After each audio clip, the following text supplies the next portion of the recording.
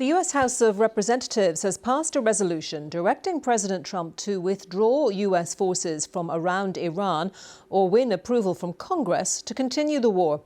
In a sign of growing discontent over the military campaign in the Middle East, 4 Republicans sided with Democrats in the vote.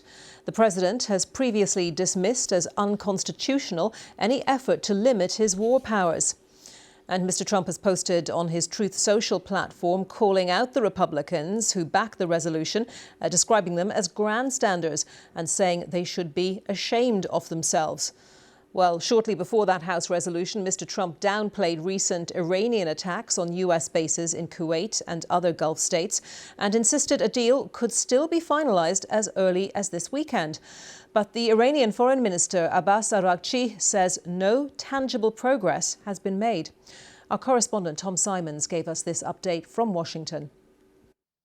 Well, this is likely to be a symbolic vote by the House of Representatives. What's happened is that 4 Republicans have voted in favour of this resolution to tell Donald Trump to stop the war in Iran.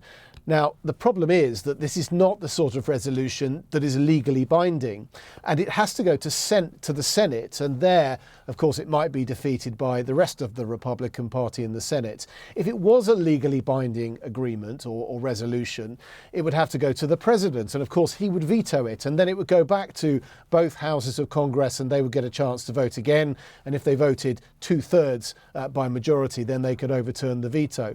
But none of that is going to happen because this is not that sort of congressional resolution. The other thing to say is that the White House has always said that it is not involved currently in a war. Why is that relevant? Well, under the War Powers Act, or the War Powers Resolution passed in 1973 in the wake of the Vietnam War, the president has 60 days before he has to go to Congress and get permission to continue armed conflict.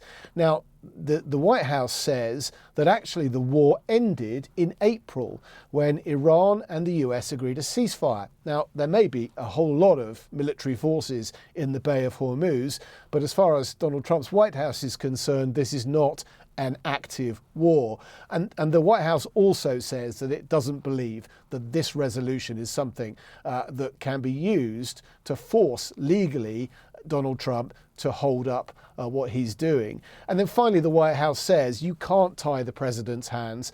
He has to be flexible, not just for negotiating with Iran. It would be very difficult for the president if Congress suddenly had a power to say that his war had to end, but also because he, or rather the White House, says that his job is to protect both US forces and the US more generally, and therefore he needs that flexibility. Tom Simons.